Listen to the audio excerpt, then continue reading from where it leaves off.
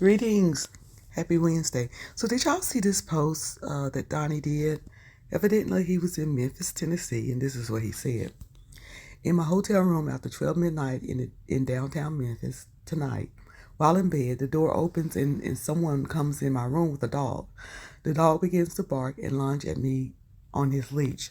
I go ballistic and they run out of my room to their room on my floor. Unbelievable. So evidently I'm assuming that someone gave someone the wrong room key or something. I don't know. Anyway, I go down to the front desk to raise all kinds of sand and vehemently complain. Guess what? No night manager. Donnie, there's usually never a night manager at a hotel, just a night auditor. I have them call and wake the night manager who is home. Of course he's home. They work between the hours of 9 and 6 usually. Anyway, and I go ham on them. Get this. While at the front desk, a fan comes up and introduces herself to me and tells me how much I've ministered to her, and then offers to repay it by coming to my room. The fan want to come to your... What? Wait, what? This was a job for security, but there was none. And now the noise of the loud music from Beale Street is still going on. Now, y'all, I haven't been to Memphis yet, but I heard Beale Street was lit. Lit. Now I'm sitting, Now I'm sitting up after 1 p.m. or 1 a.m., posting this, concerned that someone will try to breach my room and privacy in this 5-star hotel. Where was he at? Anybody know? That's not the Peabody, because I don't think the Peabody is 5-star.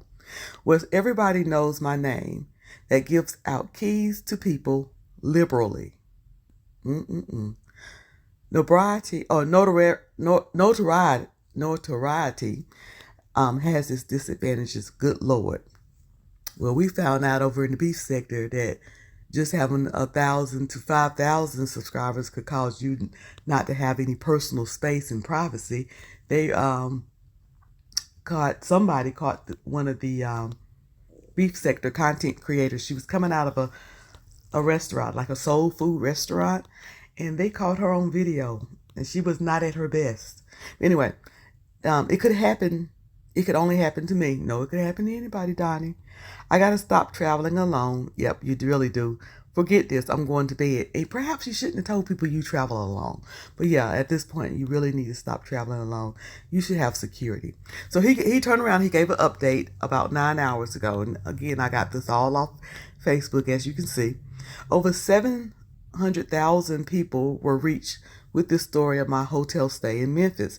He did not give the hotel name. So if y'all know the hotel name, drop down in the comments and let me know that I posted on Saturday. Over 4,000 of you. Y'all see how I went to 4,000? Showing my southern accent.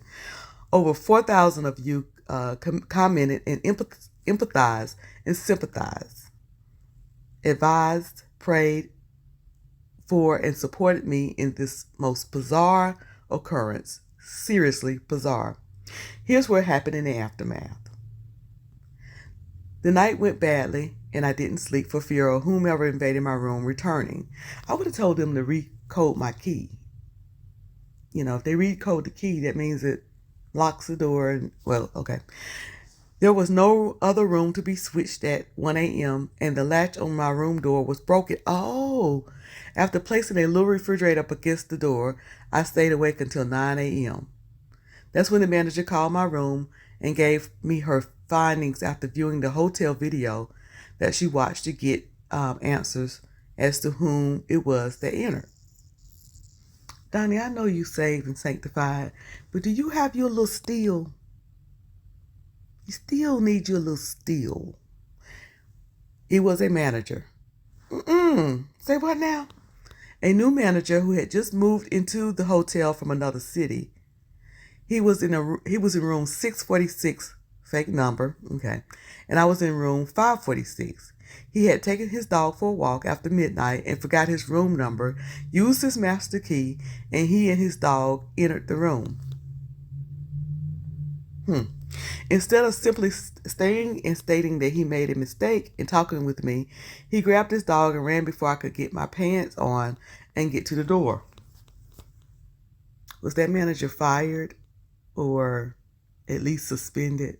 Because really, as a manager, you should have made your way downstairs and say, hey, I'm a manager. I made a mistake. I just started. Anyway, where am I at? Simply, he panicked. Had he just stayed and explained to me that he made a mistake, I would have been relieved and able to sleep and not in fear of an intruder coming back. I again went ballistic. Here's the show of integrity. I have never seen such integrity and accountability in a hotel. The management and attendants claim absolute culpability.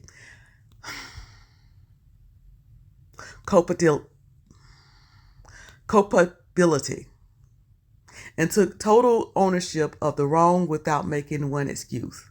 She, the manager, apologized profusely. Get this. She said, I saw your post that you put on Facebook, and I'm sorry that this happened, which had reached over 6,000 people at the time in only 7 hours. Of course it did. You're Donnie, Mcclurkin.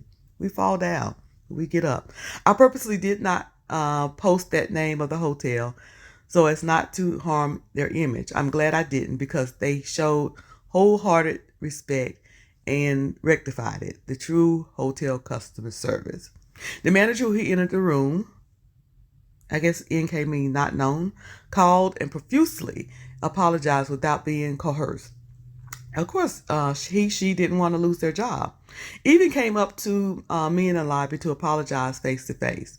Owned it and was so genuine in his apology. Okay, it was a him. Integrity. They comped my entire stay, moved me to the presidential suite, and gave me an extra night for free as well. I'm sending flowers tomorrow. That's how Memphis treated me. Okay, now Memphis. But look here, Memphis, when I get there, I don't need nobody running in my room with no dogs and stuff, okay? Because I'm bringing my friend Nina. Those who know me well know who Nina is. Or what Nina is, I should say, rather than who. Seems as if all of Memphis rose up, and I truly appreciate that. Memphis treated me wonderfully. It wasn't a slight against Memphis. Of course it wasn't. Now look, I done lost my place. Lord Jesus, where am I at? Where am I at? Okay, here we are. I'm not re-recording this, y'all. Y'all got to excuse my voice. I just woke up. Where was we at?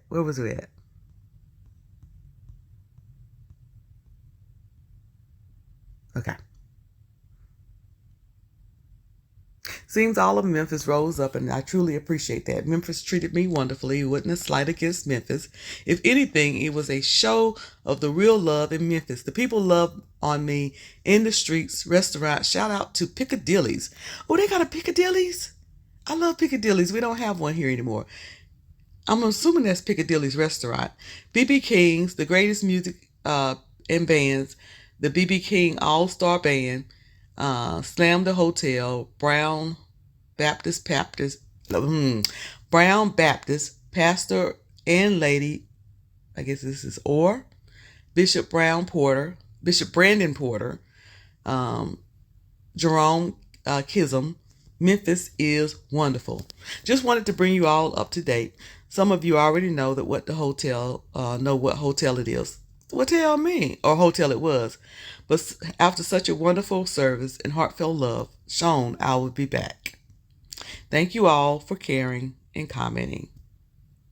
So next I'm going to show a video of Donnie, and he's talking about gospel music today. So I'm just going to show like 58 seconds of it to get the full 2 minute, a little over 2 minutes of it. Go to Faye Cruiser. Y'all know where to go to get all the full. Y'all know where to go to get all of it. Go over there to Faye Cruiser. And Faye Cruiser's up to 200 subscribers. So keep subscribing. Y'all go ahead and subscribe. Y'all be watching, but y'all don't be subscribing. And even over here, y'all be watching, but y'all don't be liking. Go and like the video and subscribe to me. If you can watch now the industry called gospel music today, you see that a lot of it is solely for the aggrandizement. It is for the awards. It is for the popularity. And we use gospel as the foundation, gospel music, but we're building all of this carnality on top of it. Who can get an award and who can get the television spot and who's going to be on the televised award show and the like. And that becomes the goal. You go to the award shows now and you platform all of the gospel artists and all the new gospel music, and then you go to the reception afterwards and it's drinking and secular music. They got an open bar, they play nothing but secular music at a gospel award show. Another little update on Donnie Mcclurkin, Pastor Donnie Mcclurkin. He had another car accident. It looks like on November 28th. He total lost his car. It's like a driver ran headlong into him. He said he don't have a scratch nor bruise, but he got a lot of Uber bills, it seems. But he's okay because shortly, this happened November 28th, but shortly after that, or actually before, he posted it on November 28th, so it must have happened, before Thanksgiving. But he's okay. Shortly after that, he went ahead and went out of the country, I believe. Yeah, you see, he was in Nigeria. So he's okay, thank God. But Donnie, didn't you have an accident like in 2018, like a really bad? Yep, here it is. Y'all remember this? In 2018, was a serious accident at 12:50 a.m. this morning. Passed out while driving on the highway. Totaled the car. Hospitalized. Going through a myriad of tests, but I'm alive. Lost consciousness driving, but two human angels followed my swerving car and their emergency blinkers onto the stop traffic. Drove behind me until my car crashed in the middle of the concrete island. Oh my God. I remember none of it except those two angels pulling me out of the passenger side of the crumbled, totaled car, airbags deployed, crushed metal and fiberglass. And again, this was back in 2018. He said he was glad to be alive. Somewhat mangled, stitches on my left thumb, sprained wrist, hurt knee, but I am still here. God and two angels saved my life. I owe them. And that was the picture of him back then. Donnie, I'm going to need you to get a driver. Get you a driver and get you security. Because we love you and we want you to be around with us for many, many years to come, giving us good music. This is Miss Cruiser. Please like, share, and subscribe.